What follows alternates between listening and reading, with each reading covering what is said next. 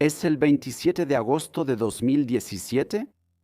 En la estepa australiana, a cientos de kilómetros de la ciudad más cercana, un campo de antenas de 1.6 kilómetros de largo llamado ATMOST opera de forma continua. La disposición este-oeste de las antenas se extiende como un río metálico a través del paisaje árido y día y noche explora el cielo del hemisferio sur.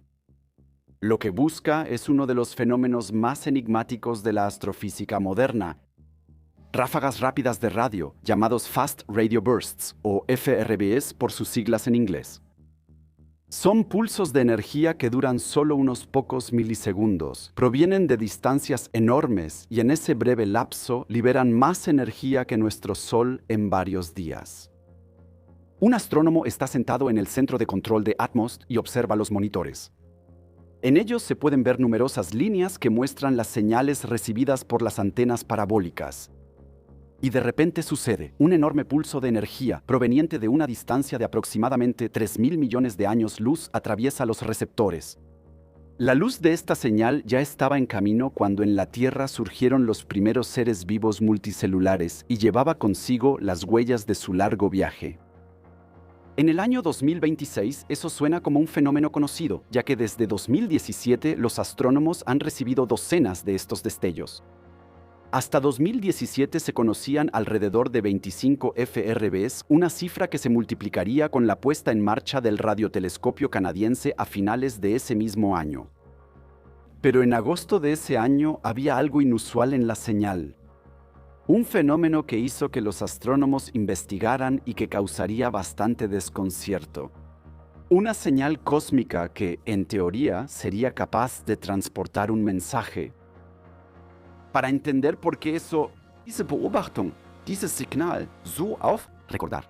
Y para entender por qué también toca una de las preguntas más fundamentales de la ciencia, tenemos que emprender un viaje detallado. Un viaje que nos lleva desde las estaciones de radar de la Segunda Guerra Mundial, pasando por los silenciosos cables de una joven doctoranda en Cambridge, hasta los objetos más extremos del cosmos. Y al final llegaremos a un punto donde la búsqueda de inteligencia extraterrestre y la investigación en inteligencia artificial sorprendentemente convergen. Y si se quedan hasta el final, serán recompensados porque esta pequeña serie es una serie de 4 partes. En esta primera parte hablaremos sobre el cosmos silencioso, veremos la línea de hidrógeno como posible medio de comunicación interestelar y haremos un viaje al pasado para recordar la señal WOW, que hace ya más de 50 años dejó perplejos a los científicos. En la segunda parte continuamos con esta señal, además analizamos los púlsares y los primeros filtros para detectar inteligencia que los científicos aplican a las señales provenientes del cosmos. Finalmente, en la tercera parte, queremos analizar la señal de 2017 y otros filtros que los astrónomos utilizan para extraer más señales del ruido cósmico. Y en la última parte, viajamos a los océanos de la Tierra y descubrimos por qué los científicos quieren descifrar la comunicación de ballenas y delfines para poder hablar también con extraterrestres. ¿Cómo podemos entender una comunicación cuya gramática, vocabulario y estructura no conocemos? Todo eso lo descubrirán en la última parte. Acompáñenme hoy en un viaje a través de distancias enormes. Regresemos en el tiempo a los grandes descubrimientos de científicos y finalmente a la pregunta de si lo que se recibió en Australia en agosto de 2017 es evidencia de una inteligencia extraterrestre. O si la señal recibida puede explicarse por fenómenos naturales. Antes de que podamos entender por qué la señal de agosto de 2017 fue tan especial, tenemos que aclarar qué tenían en común todas las señales recibidas anteriormente desde el espacio. ¿Y qué les faltaba? Toda radiación electromagnética en la banda de radio que los astrónomos y astrónomas habían captado desde las profundidades del espacio antes de este evento podía clasificarse en una de 2 categorías. La primera categoría incluye una sola explosión de energía, fuerte, breve y luego silencio absoluto, como un solo golpe de tambor en una sala de conciertos vacía. Todos los FRBs recibidos pertenecen principalmente a esta clase. Un destello cósmico de unos pocos milisegundos y luego nada más. Algunas fuentes de ráfagas rápidas de radio sí se repitieron, Por ejemplo, el famoso FRB 121102, que fue detectado por primera vez en 2012 en el Observatorio de Arecibo en Puerto Rico y fue el primer repetidor conocido, es decir, una señal de radio que se repetía.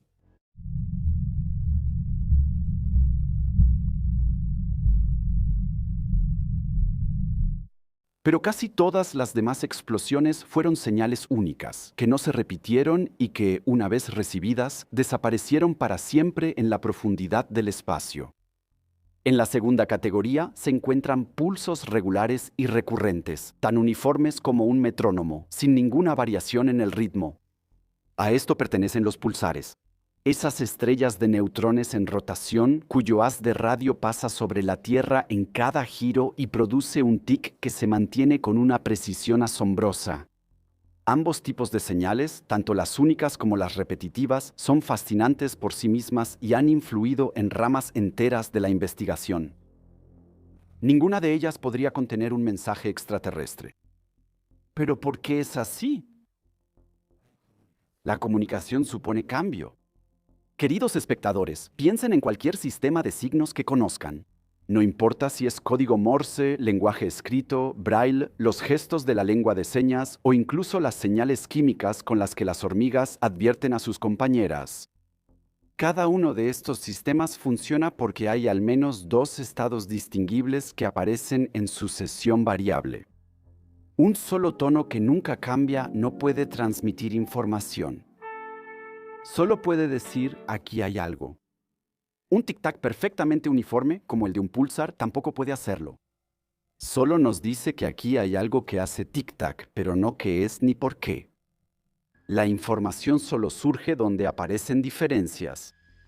Impulsos de diferentes tipos, pausas variables entre ellos, volúmenes o frecuencias cambiantes. Esto no es una especulación filosófica, sino un principio matemáticamente demostrado basado en los trabajos de Claude Shannon, de quien hablaremos más adelante en detalle. Y eso fue exactamente lo que proporcionó esta señal de agosto de 2017 por primera vez. Una variación de impulsos electromagnéticos en el rango de radio que se elevaban claramente por encima del ruido de fondo del cosmos y al mismo tiempo tenían variaciones internas, es decir, componentes individuales distinguibles en diferentes secuencias. Una estructura que, en teoría, sería capaz de codificar un mensaje. Eso plantea dos preguntas que han estado en el centro de la búsqueda de inteligencia extraterrestre durante décadas. 1. ¿Cómo distinguimos una señal posiblemente inteligente de un fenómeno natural? 2. Si una señal pasa esta prueba, ¿cómo podríamos descifrar su contenido alguna vez? Viajemos en el tiempo a una etapa menos agradable de la historia humana. En febrero de 1942, en el apogeo de la Segunda Guerra Mundial, Gran Bretaña luchaba por su supervivencia. La defensa costera británica dependía de una red de estaciones de radar llamadas Chain Home, que operaban en el rango de frecuencias entre 20 y 70 MHz y vigilaban el Canal de la Mancha. Tan solo unas semanas antes, los acorazados alemanes Scharnhorst y Gneisenau habían logrado cruzar el canal sin ser detectados. Eso fue un verdadero shock estratégico para la Marina británica, uno que pasó a la historia militar como el Channel Dash. Esta operación fue facilitada por las medidas alemanas de interferencia de radar desde la costa francesa, pero también por fallas catastróficas de comunicación dentro del aparato militar británico. El alto mando militar británico estaba bajo una enorme presión para finalmente controlar el problema del radar y detectar los barcos enemigos alemanes. Pero de repente, las estaciones de radar informaron el 27 y 28. En enero, a lo largo de toda la costa sur, se reportó una verdadera oleada de interferencias electromagnéticas en el rango de longitudes de onda de 4 a 8 metros, lo que hacía que las pantallas fueran ilegibles. La suposición natural. El enemigo había desarrollado una nueva técnica de interferencia especialmente agresiva que paralizaba todo el sistema de radar costero. La tarea de resolver este misterio recayó en un joven físico llamado James Stanley Hay.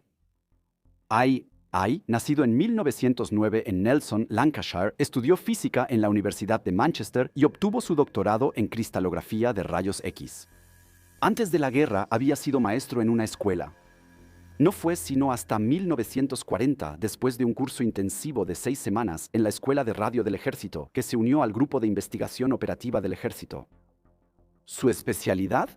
Contramedidas de radar contra emisores de interferencia enemigos. Ahí recopiló sistemáticamente los informes de las estaciones de radar y descubrió algo peculiar. Las interferencias comenzaban al amanecer y terminaban al atardecer. Día tras día, el ruido de interferencia seguía el arco diurno del Sol a través del cielo. Para el científico, esa era una correlación que era difícil de explicar solo con actividad enemiga proveniente de la costa francesa. Ahí contactó al Observatorio Real en Greenwich y se enteró de que un grupo de manchas solares extraordinariamente activo estaba cruzando el disco visible del Sol en ese momento. La conclusión era tan elegante como sorprendente. No era el enemigo quien estaba cegando las instalaciones de radar británicas. Era la estrella más cercana a la Tierra, nuestro propio Sol, el que emitía enormes cantidades de radiación radioeléctrica provocadas por erupciones magnéticas en su superficie. El físico concluyó que las regiones de manchas solares debían ser las fuentes de la radiación de ondas métricas. Debido al secreto militar, Ay no pudo publicar su descubrimiento, por lo que solo se dio a conocer después del final de la guerra. Pero esta casualidad había abierto una puerta que nunca volvería a cerrarse. Ay demostró que los objetos cósmicos emiten ondas de radio que podemos captar en la Tierra. Con eso, se abrió para los científicos un campo de percepción completamente nuevo para la astronomía. Hasta entonces, los científicos habían observado el universo únicamente en la luz visible, esa estrecha franja del espectro electromagnético que nuestro ojo puede percibir. Ahora aprendimos a escucharlo, o mejor dicho, a verlo también en un espectro invisible para nosotros. Una guerra que llevó a la humanidad al borde de la autodestrucción, al mismo tiempo le otorgó la capacidad de experimentar el universo de una manera completamente nueva. Es notable que después de la guerra, Hay transformó sus instalaciones de radar en el Richmond Park de Londres en el primer observatorio de radio británico. Junto con sus colegas John Parsons, Gordon S. James y James Phillips, confirmó en 1946 que las manchas solares y las erupciones solares eran en realidad la fuente de las señales de radio.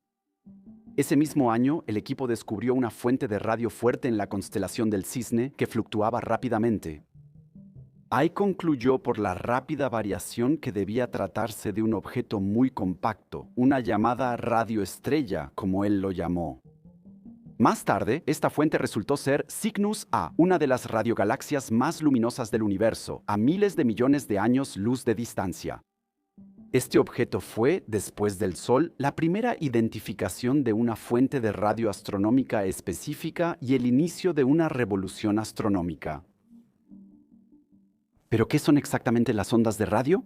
¿Esta luz invisible que Ay y sus sucesores recibieron del cosmos? En esencia, se trata de radiación electromagnética, el mismo fenómeno físico que la luz visible, solo que a una frecuencia muy por debajo del umbral de percepción de nuestros ojos. Mientras que la luz visible tiene longitudes de onda en el rango de unos pocos cientos de nanómetros, las ondas de radio se extienden por centímetros, metros e incluso kilómetros. En la Tierra las generamos con una antena, un conductor por el que hacemos pasar corriente alterna, de modo que el campo eléctrico oscilante emite una onda electromagnética. Para recibirlas, basta con un conductor similar en otro lugar. Cuando la onda lo alcanza, induce una pequeña corriente alterna que podemos amplificar y analizar. Ese es el principio básico de la radio. Y aplica tanto para la comunicación entre teléfonos inteligentes como para la observación de una galaxia a miles de millones de años luz de distancia. El problema es que las fuentes de radio cósmicas, excepto nuestro cercano Sol, están increíblemente lejos. La intensidad de una señal disminuye con el cuadrado de la distancia. El doble de distancia significa solo una cuarta parte de la intensidad. Para captar fuentes más débiles se necesita una antena más sensible, y la sensibilidad aumenta con el área de captación como un balde más grande recoge más gotas de lluvia. Justamente esa lógica impulsó a una joven doctoranda a finales de los años 60, quien cambiaría la radioastronomía para siempre. En 1967, Jocelyn Bell, más tarde Burnell, tenía 24 años y trabajaba en la Universidad de Cambridge bajo la dirección de Anthony Hewish. Había estudiado física en Glasgow y originalmente quería ir a Escocia, pero la universidad de allá la rechazó. Según se dice, porque era mujer. Su segunda mejor opción, como dijo un colega más tarde en tono de broma, fue Cambridge. Ahí ayudó a construir un radiotelescopio que parecía menos un equipo de alta tecnología que una enorme cerca agrícola. Más de 1000 postes de madera con cables tendidos entre ellos, distribuidos en un área de 1.8 hectáreas del tamaño de 57 canchas de tenis. Durante 2 años, clavó postes, soldó cables y tensó alambres antes de que el llamado arreglo de centelleo interplanetario finalmente estuviera listo para operar. La señal eléctrica amplificada por este arreglo se registraba en tiras de papel. Cada día se utilizaban alrededor de 30 metros de papel que Jocelyn Bell analizaba manualmente todos los días. Cientos de metros de papel por semana. Y su tarea era distinguir las verdaderas señales cósmicas de las fuentes de interferencia terrestres. Emisoras de radio, chispas de encendido de motores de autos, interferencias térmicas y muchas otras fuentes artificiales que contaminaban las valiosas frecuencias astronómicas. Sin embargo, Bell notó algo muy interesante, una especie de ruido omnipresente. Incluso cuando la antena está dirigida a una región aparentemente vacía del cielo, registra un suave y constante siseo. Una señal de fondo. Eso fue lo que más tarde se conocería como el ruido de fondo cósmico. Este susurro de fondo ya lo había notado en 1933 el ingeniero Carl Guth Jansky en Bell Telephone Laboratories en Nueva Jersey.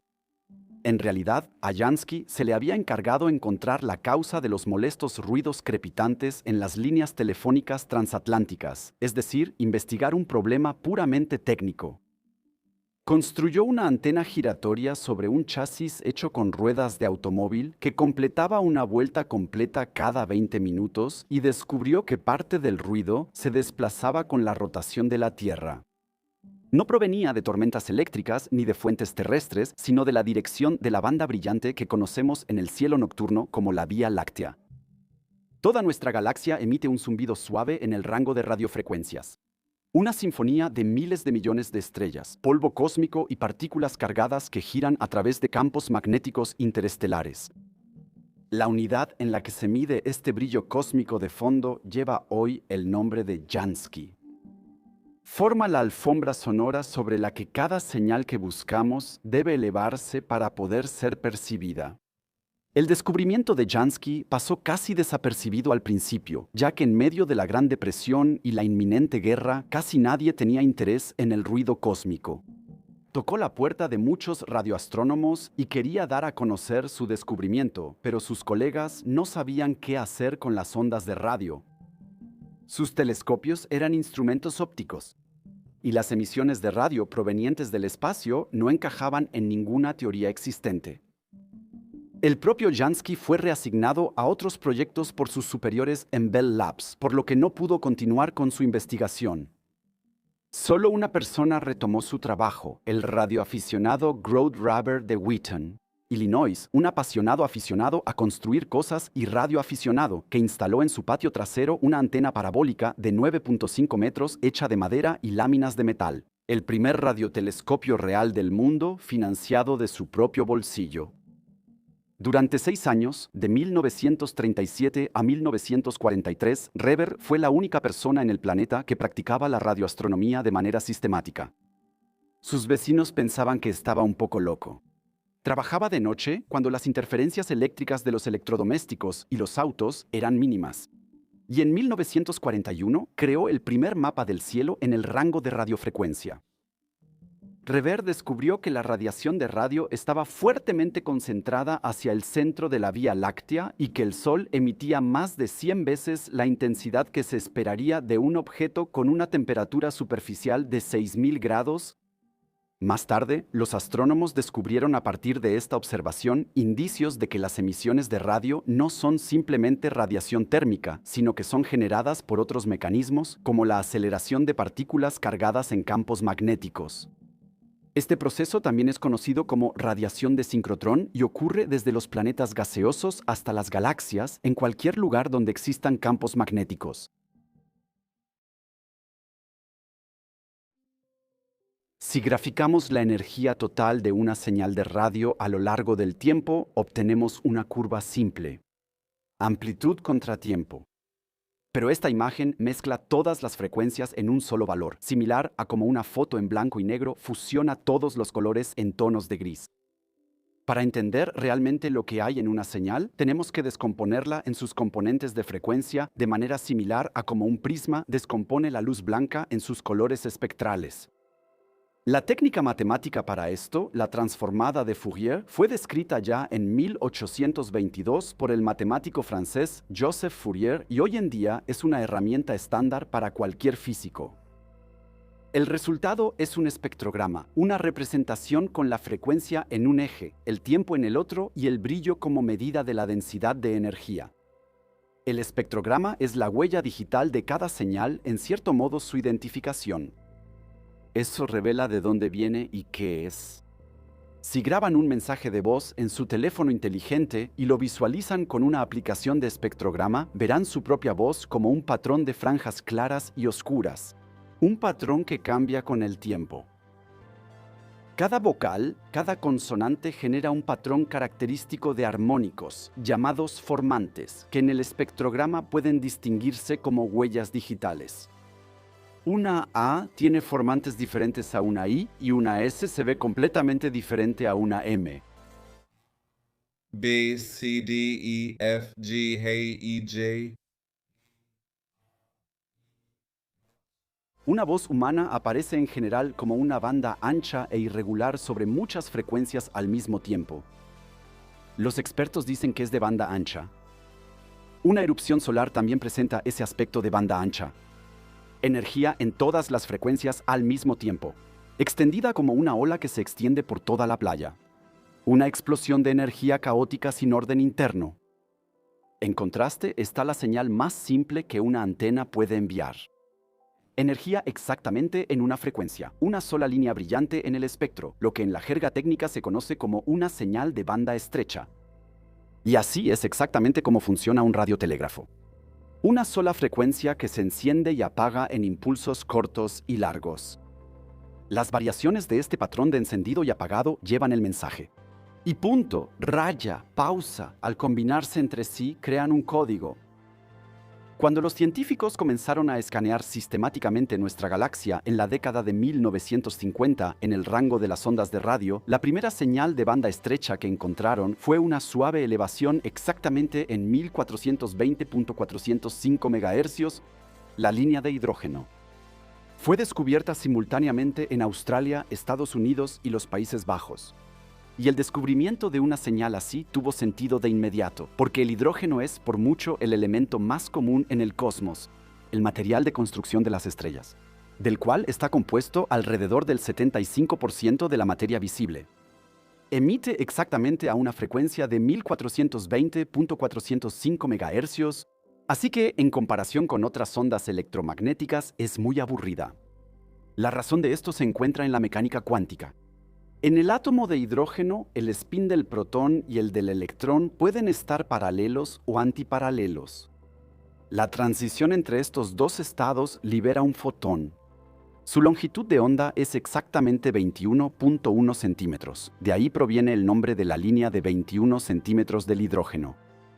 Así que cada átomo de hidrógeno en el cosmos es como un pequeño diapasón que vibra a esta frecuencia.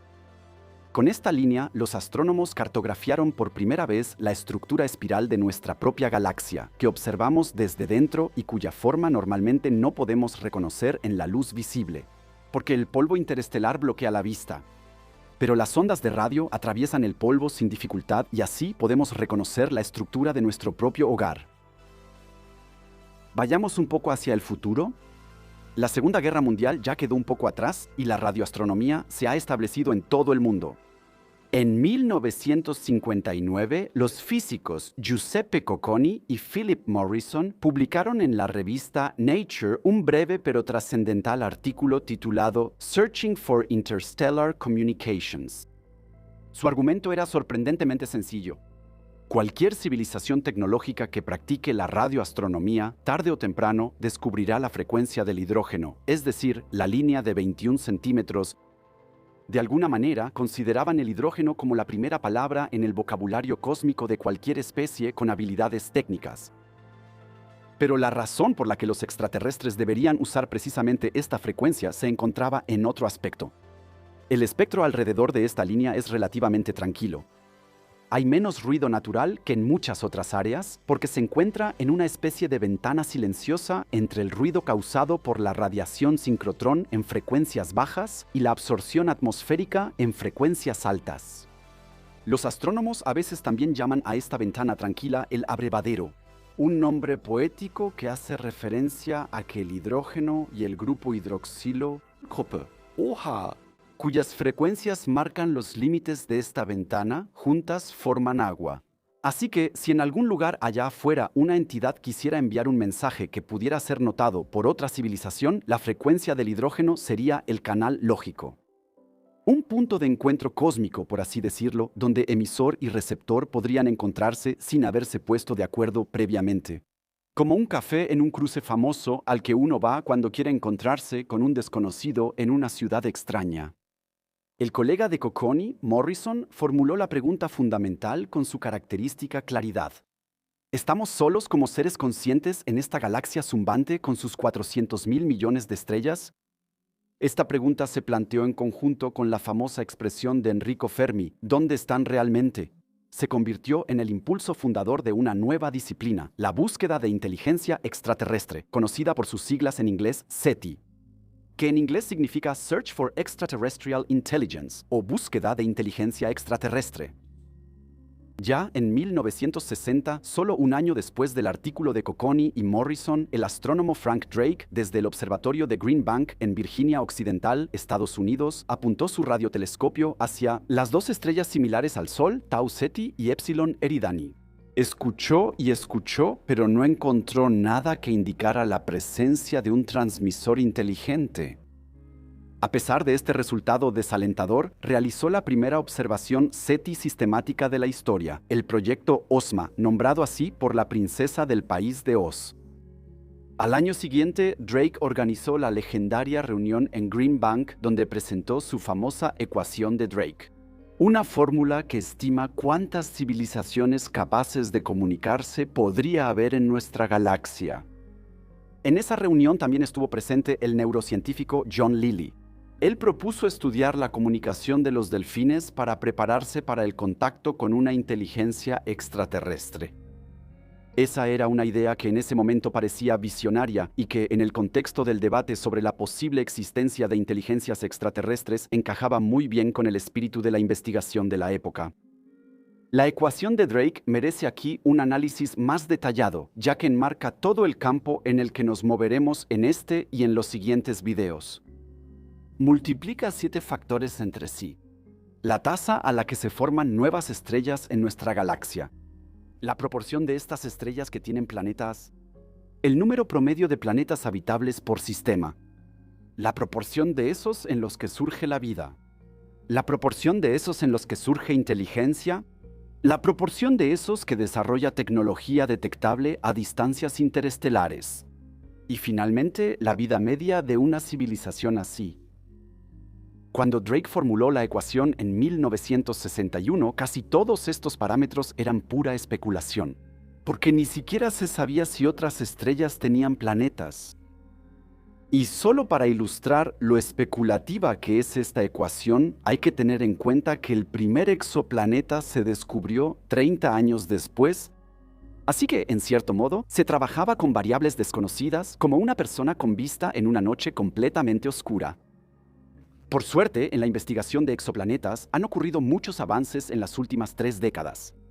Gracias a la misión Kepler de la NASA y a su sucesora TESS, hasta hoy se han descubierto más de 6.140 exoplanetas. Los cuerpos celestes alrededor de otras estrellas, por lo tanto, no son la excepción, son la regla.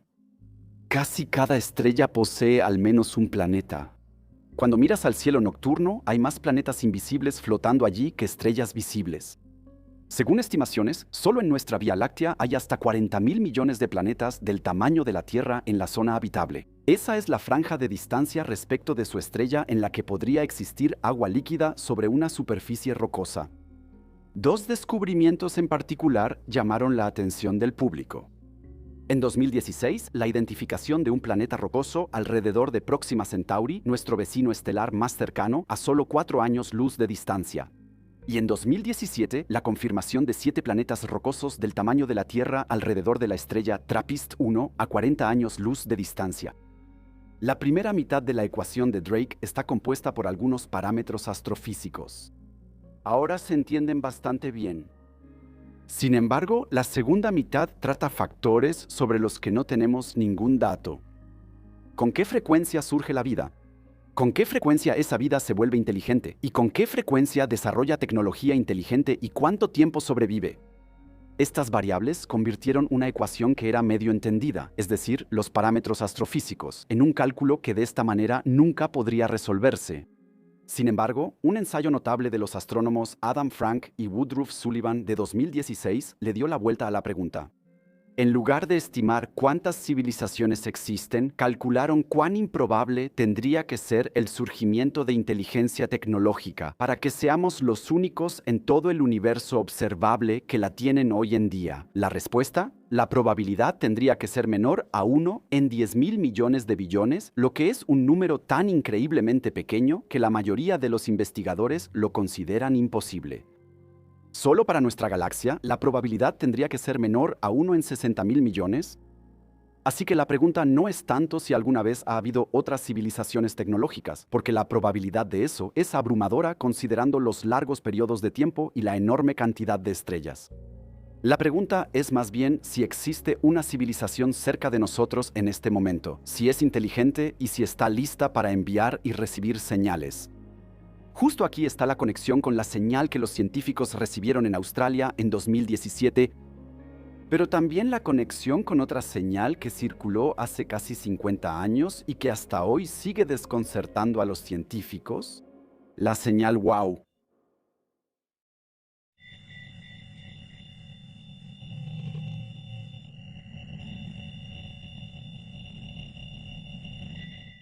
Desde la dirección de la constelación de Sagitario llegó una señal de radio intensa, continua y de banda estrecha, que estaba dirigida a un reflector plano de 30 metros de altura inclinado hacia el cielo.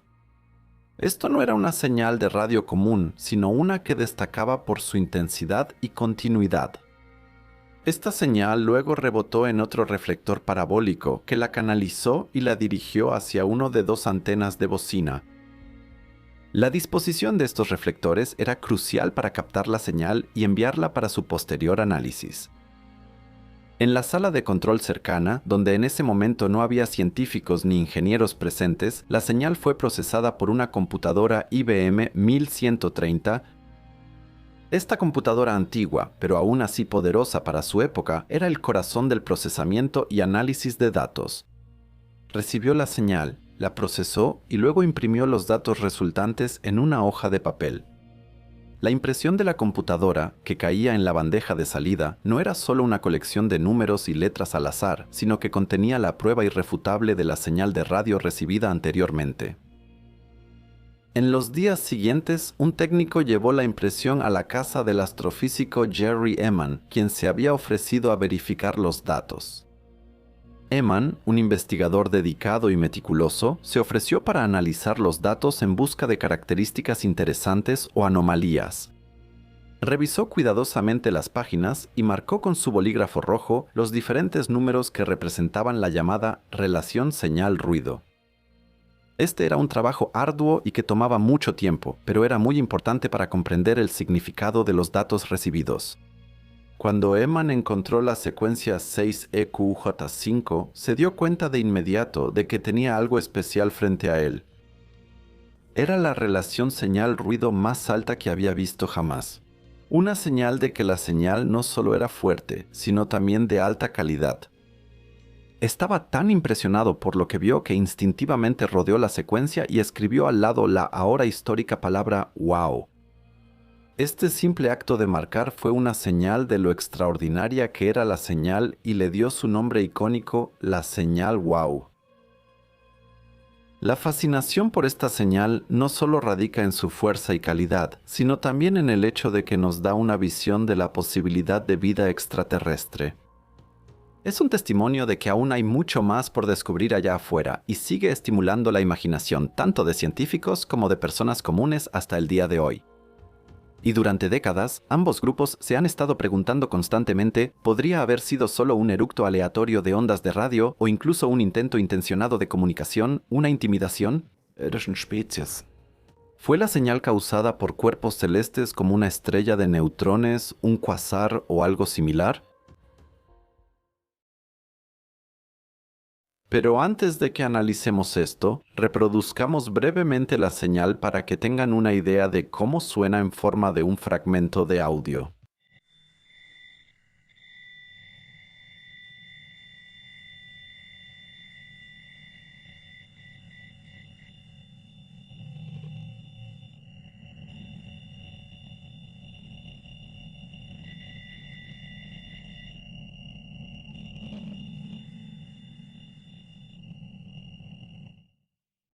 La señal que fue descubierta por el observatorio Big Ear destaca en los datos de observación por 4 características: su alta relación señal-ruido, su frecuencia especial, su ancho de banda estrecho y su naturaleza aparentemente continua.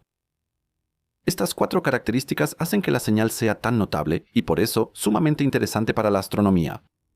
¿Pero qué significan realmente estos términos tan extraños?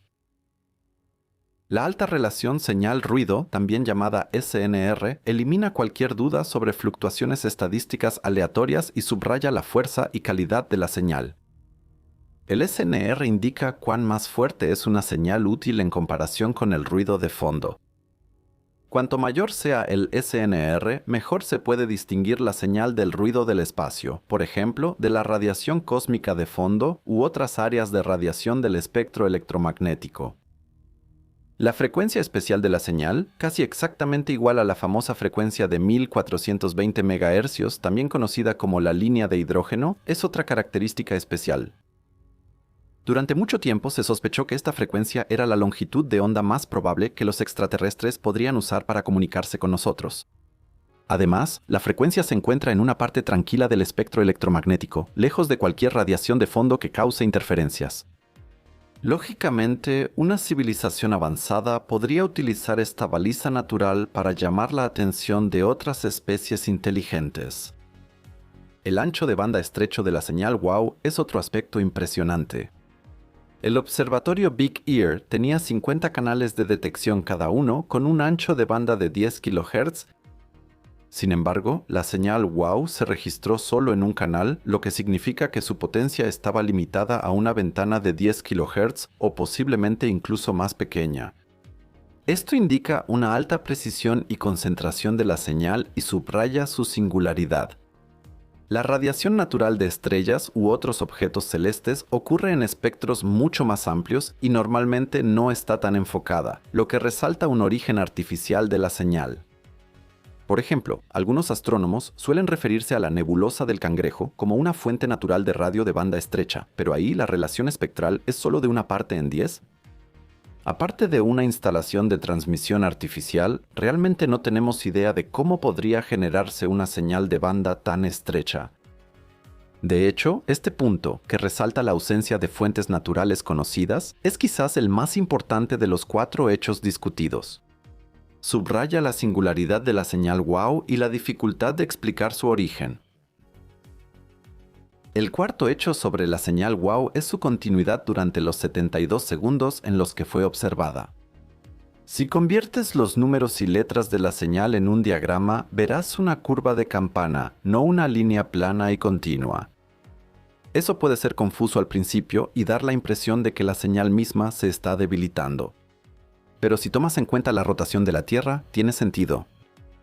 El observatorio se desplaza sobre el campo de la señal WOW o de cualquier otra señal durante la observación activa debido a la rotación de la Tierra.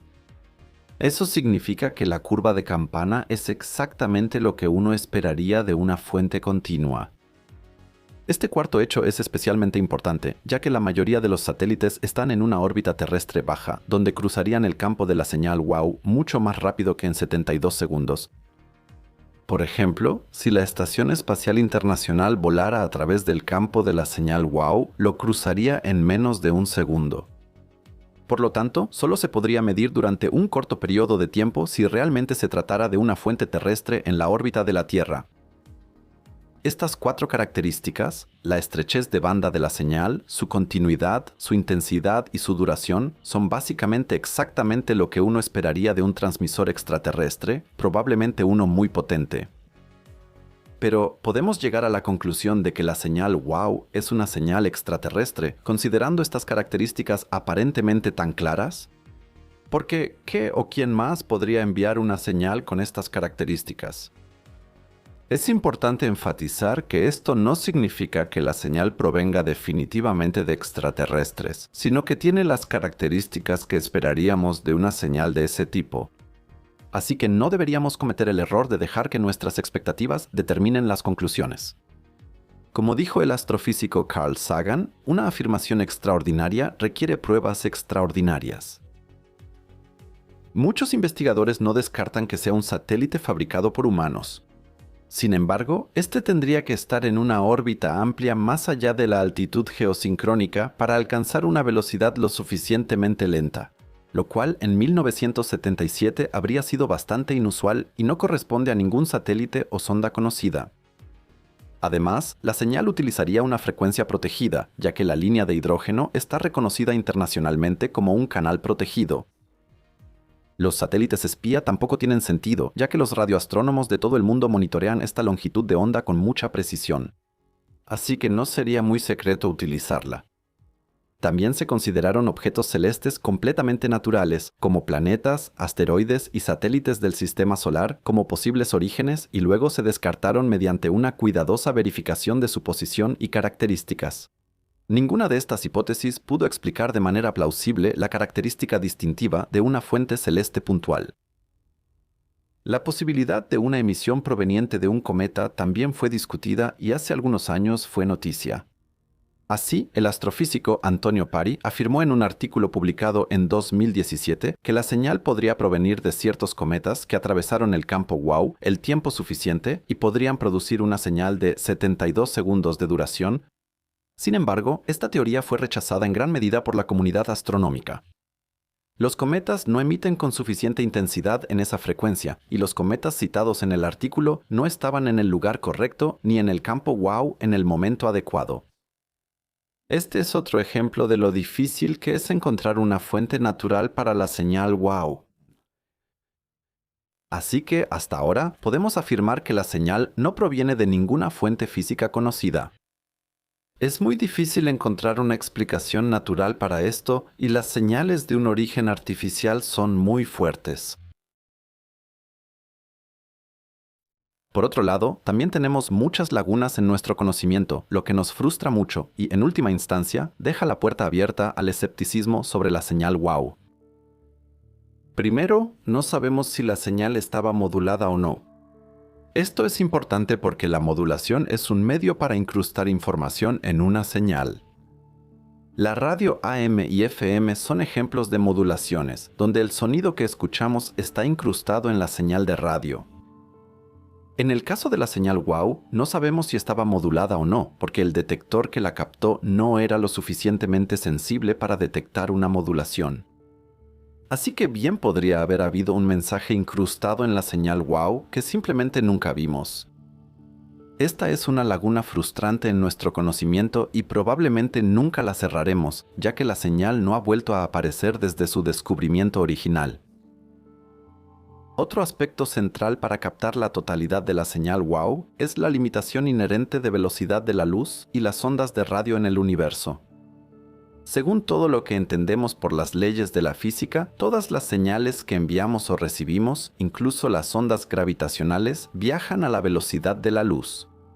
Esta es una velocidad increíblemente alta para los estándares humanos y para el espacio cercano a la Tierra, aproximadamente 300.000 km por segundo, Pero si consideramos que las distancias en el espacio se miden en años luz, queda claro que puede tomar años, décadas, siglos o incluso milenios para que una señal llegue a un destino lejano en otra estrella.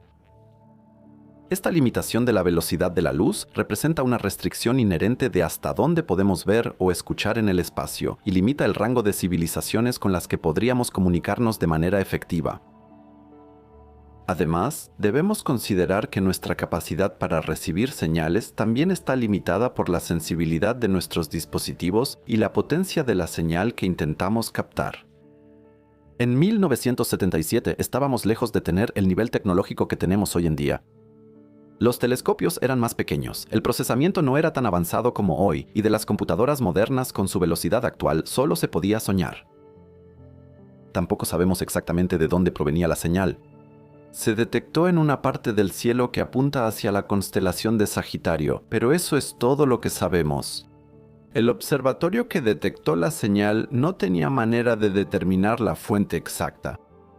Esta es otra laguna frustrante que hace difícil decir con certeza qué pudo haber causado la señal WOW.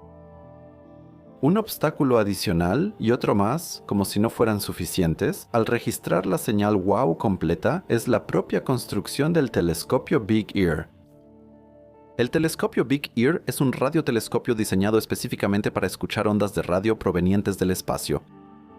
A diferencia de los telescopios ópticos, que pueden girarse e inclinarse en todas las direcciones, el Big Ear solo podía mover su reflector principal en un eje, lo que significaba que solo podía escuchar una franja estrecha del cielo en un momento dado.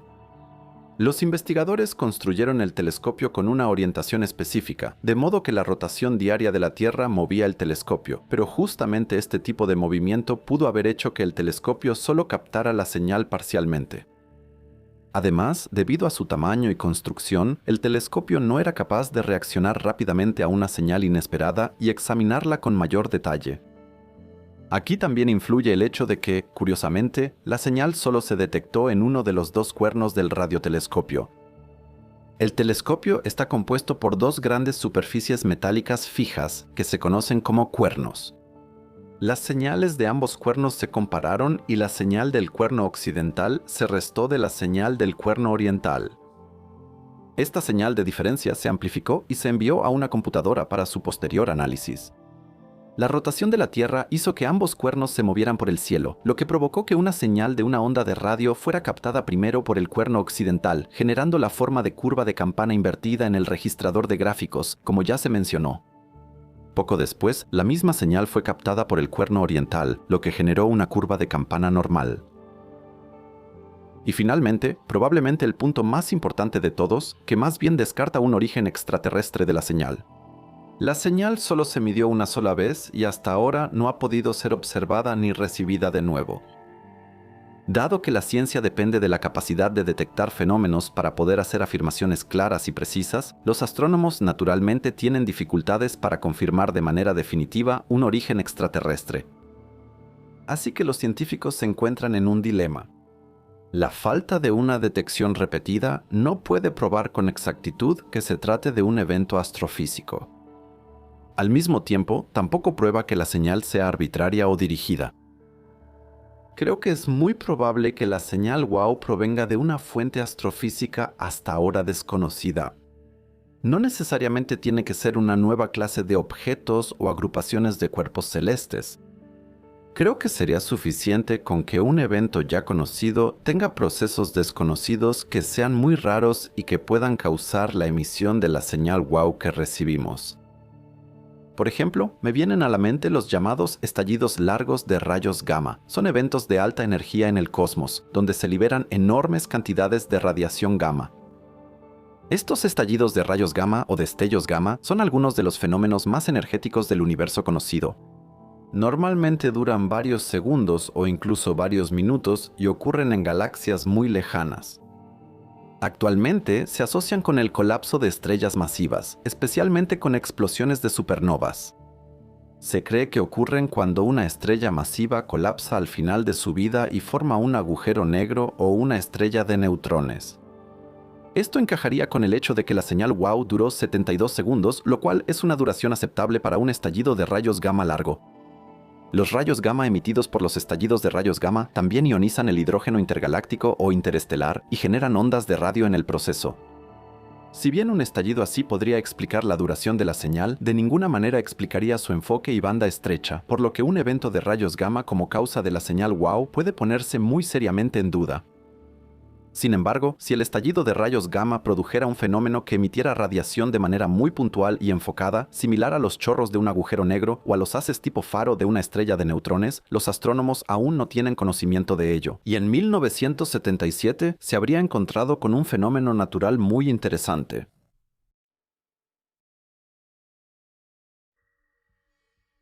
El astrofísico David Kipping y sus colegas publicaron un artículo fascinante sobre la señal WOW.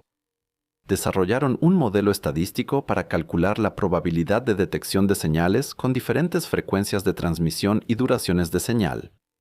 Luego comparan este modelo con los registros de observación concretos del telescopio Big Ear durante el periodo relevante, es decir, el hallazgo de la señal WOW alrededor de su descubrimiento. De esta manera, se puede evaluar cuantitativamente la concordancia estadística de los modelos para diferentes tipos de señales de repetición aleatoria con las observaciones realmente realizadas. Si solo se consideran los datos originales del telescopio Big Ear, una señal que se repite aleatoriamente con una cierta tasa media es bastante consistente con las observaciones. El modelo desarrollado por Kipping y sus colegas, que tiene la mayor concordancia estadística con los datos, arrojó una probabilidad del 32.2% de representar la observación WOW. Según este modelo, la señal tendría una duración de entre 72 segundos y 77 minutos y se repetiría en promedio a una tasa de entre 0.043 y 59.8 o 60 días. El amplio rango en la duración de la señal y su tasa de repetición se debe a la escasa cantidad de datos disponibles. Sin embargo, si se consideran además las observaciones de otros radiotelescopios en los años siguientes que no detectaron una repetición de la señal, la coincidencia máxima disminuye considerablemente a solo 1.78%. Kipping y su equipo estiman que la señal podría volver a medirse con una duración de 72 segundos hasta 77 minutos y que se repetiría con una tasa media de entre 0.043 y 60 días. Kipping estima que serían necesarios aproximadamente 62 días adicionales de tiempo de observación en total para descartar claramente la hipótesis de una fuente aleatoria y repetitiva. En resumen, el trabajo de Kipping proporciona un método estadístico importante para analizar las propiedades probables, como la frecuencia de emisión y la duración de la señal, de señales tecnológicas repetitivas. En sus resultados, Kipping y sus colegas identifican varias categorías de señales. La primera categoría incluye transmisiones que se repiten con una regularidad predecible, similar a un reloj. Una repetición de este tipo indicaría una forma de inteligencia, similar a las señales horarias regulares que usamos en la Tierra. Y si la tecnología extraterrestre realmente pudiera transmitir a distancias interestelares, también tendrían un reloj muy preciso, similar a un reloj atómico, que podría enviar una señal con la precisión de la vibración de una partícula. Eso, a su vez, indicaría sin duda la presencia de extraterrestres. La segunda categoría se refiere a señales que se repiten sin un patrón reconocible o previsibilidad. Si asumimos que el número promedio de señales por unidad de tiempo no cambia con el tiempo, entonces los eventos siguen una cierta distribución estadística conocida como distribución de Poisson. Bajo esta suposición, la señal WOW podría haber sido generada por un generador tecnológico o natural aleatorio, cuyas características no cambian con el tiempo. La cantidad de señales recibidas daría entonces una tasa promedio de transmisión y recepción, pero descartaría un origen tecnológico extraterrestre. Kipping y otros han calculado en su trabajo que serían necesarios esos 62 días o 1500 horas adicionales de tiempo de observación para obtener una respuesta definitiva a la pregunta de si la señal WOW es una señal real y repetitiva o no. La recompensa por este esfuerzo adicional sería una respuesta definitiva a una pregunta que ha persistido durante mucho tiempo. O vemos la señal WOW de nuevo y entonces podemos decir con certeza que es real.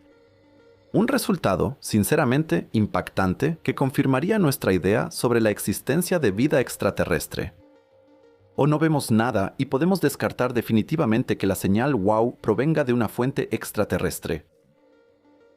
En otras palabras, podríamos decir con la máxima seguridad estadística que probablemente se trata de una fuente astrofísica.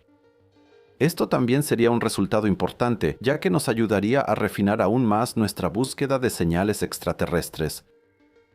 Pero ¿qué pasaría si los astrónomos, después del análisis tan detallado de Keeping, no se rinden y siguen buscando?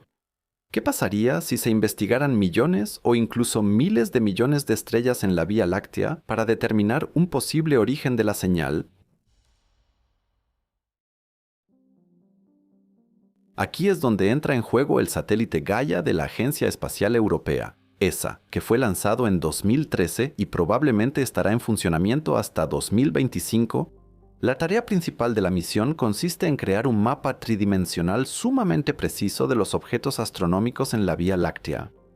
Para ello, se miden las posiciones, distancias y movimientos de las estrellas con una precisión sin precedentes.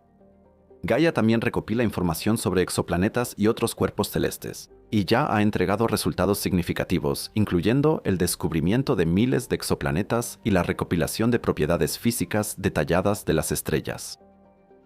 Los datos recopilados proporcionan información valiosa sobre el origen, la estructura y la historia evolutiva de la Vía Láctea y permiten estudios extensos sobre los cuerpos celestes en nuestro universo.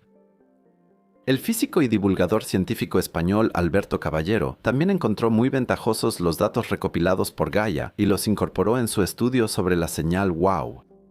En ella realizó una investigación para determinar cuál de los miles de estrellas en la zona de la señal WOW podría tener la mayor probabilidad de ser la verdadera fuente de la señal, suponiendo que provenga de un sistema similar al nuestro. Aunque los científicos no han podido determinar el origen exacto de la señal hasta ahora, al menos han podido delimitar la región del cielo de donde podría provenir aproximadamente. ¿Y por qué Caballero no iba a usar la base de datos del archivo Gaia y crear una lista de posibles fuentes? Estableció ciertos parámetros, incluyendo el radio, la temperatura estimada y el brillo de una estrella para crear una selección de estrellas de tipo G y K. Estos dos tipos de estrellas fueron elegidos porque tienen propiedades similares a las de nuestro Sol. Las estrellas de tipo G tienen aproximadamente la misma masa que el Sol y una vida útil de alrededor de 10.000 millones de años, mientras que las estrellas de tipo K poseen una vida aún más larga. Interesante. Son estrellas de color naranja y más frías que el Sol, que es una estrella de tipo G, pero más cálidas que las estrellas de tipo M, que también se llaman enanas rojas. La temperatura superficial de las estrellas de tipo K suele estar entre 3.500 y 5.000 grados Celsius. También son relativamente comunes en nuestra galaxia, constituyen aproximadamente el 12% de las estrellas de la secuencia principal en las cercanías del Sol. Algunas estrellas K famosas son Alpha Centauri b, Epsilon Indi y 61 Cygnia. Una estrella K típica con aproximadamente 0.6 masas solares, por ejemplo, tiene una vida útil de aproximadamente 50.000 millones de años, lo cual se debe principalmente a su menor tasa de fusión de hidrógeno, en comparación con nuestro Sol, que fusiona el hidrógeno mucho más rápido debido a su mayor gravedad. Pero volvamos a la señal. La búsqueda de la fuente exacta de la señal es una tarea compleja. Uno de los problemas es la gran incertidumbre en la declinación, es decir, la distancia angular de un objeto o una fuente puntual desde el ecuador celeste. Además, la señal solo fue captada por una de las dos bocinas del radiotelescopio, lo que dificulta determinar con detalle la dirección exacta de la señal. A pesar de este desafío, Caballero ha identificado dos secciones del cielo que contienen miles de estrellas cada una y que podrían ser la fuente de la señal. En este proceso, él creó dos escenarios. En el escenario optimista, Caballero identifica un total de 60 estrellas candidatas potenciales, 32 en el cuerno positivo y 28 en el cuerno negativo. Él utilizó los valores de paralaje para calcular la distancia de las estrellas a la Tierra. Curiosamente, todas estas estrellas estaban a más de 500 años luz de distancia, lo cual coincide con las estimaciones del astrónomo de SETI, Claudio Maggione, de que la civilización comunicante más cercana probablemente esté al menos a 500 años luz de distancia. Al analizar estos candidatos, Caballero descubrió que la estrella más cercana en la región del cuerno positivo está a unos 789 años luz, mientras que la estrella más cercana en la región del cuerno negativo está a unos 544 años luz. Pero, como suele ocurrir con los estudios que incluyen una estimación numérica, también existe un escenario conservador que solo toma en cuenta estrellas similares al Sol. Aquí, Caballero identifica solo un candidato, la estrella 2MASS 192819822640112. Esta está a aproximadamente 1801 años luz de la Tierra y tiene valores de temperatura y luminosidad similares a los de nuestro Sol. Sí, podría incluso ser su gemela. Tiene una temperatura superficial estimada de 5700 grados Celsius, un radio de 0.99 radios solares y una luminosidad de 1.0007 veces la del Sol. En resumen, si la Tierra existiera alrededor de esta estrella, casi se darían las mismas condiciones que con nuestro Sol. En mayo de 2022, el proyecto Breakthrough Listen realizó la primera observación dirigida de esta estrella para encontrar la fuente de la señal WOW. Este programa busca específicamente señales de civilizaciones inteligentes. Para ello se utilizó el telescopio Green Bank y por primera vez también el Allen Telescope Array del Instituto SETI. Sin embargo, al buscar señales artificiales de banda estrecha similares a la señal WOW en el rango de frecuencia de 1 a 2 GHz, no se pudo recibir ninguna señal artificial de esta estrella. Y el siguiente obstáculo parece confirmar este problema: las coordenadas exactas de la señal y de la estrella no coinciden. La estrella se encuentra aproximadamente a 170 años luz de la posición de la que proviene la señal. Incluso si se toma en cuenta el movimiento de la estrella a través de la Vía Láctea y se rastrea hacia atrás, esta estrella no ha recorrido ni siquiera un año luz desde su posición actual desde la década de 1970. Eso significa que en 1977 era imposible que estuviera en esa zona donde podría haber existido una civilización inteligente capaz de comunicarse. Sin embargo, precisamente por sus características similares al Sol y su posición dentro de las posibles regiones de origen de la señal, esta estrella es un candidato ideal para futuras investigaciones y observaciones, que no necesariamente tienen que ver con la señal WOW. Si se llegaran a encontrar planetas terrestres alrededor de esta estrella, sin duda serían cuerpos celestes interesantes para un análisis espectroscópico con el telescopio espacial James Webb, para averiguar si existen atmósferas similares a la de la Tierra y agua en esos lugares.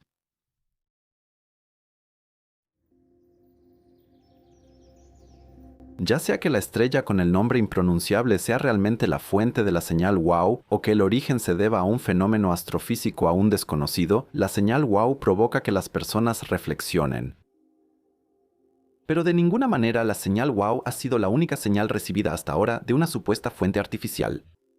En abril y mayo de 2019, durante un total de 3 observaciones con el radiotelescopio Parkes en Australia, se recibió una señal llamada BLC-1.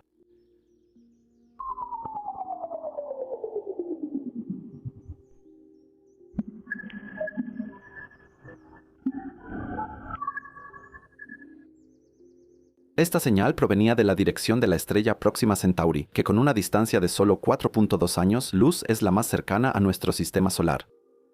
Poco después del descubrimiento, los investigadores llegaron a la conclusión de que BLC-1 podría ser una señal artificial generada por una civilización tecnológicamente avanzada. Esta suposición se basaba principalmente en las características inusuales de la señal. Estaba modulado en una banda de frecuencia muy estrecha de solo unos pocos hercios. Una modulación de banda tan estrecha es típica de las señales de radio generadas por humanos, pero normalmente no ocurre en la naturaleza, como vimos con WOW. Además, la frecuencia central de la señal BLC-1 derivaba linealmente alrededor de 180 Hz por segundo. Una estructura modulada en frecuencia como esa identifica claramente la señal como de origen artificial. Por lo tanto, se asemeja al patrón de sonido que también presentan las señales de radar en la Tierra. A pesar de estas fuertes evidencias de la naturaleza artificial del BLC-1, todavía no hay una explicación segura sobre su origen y significado.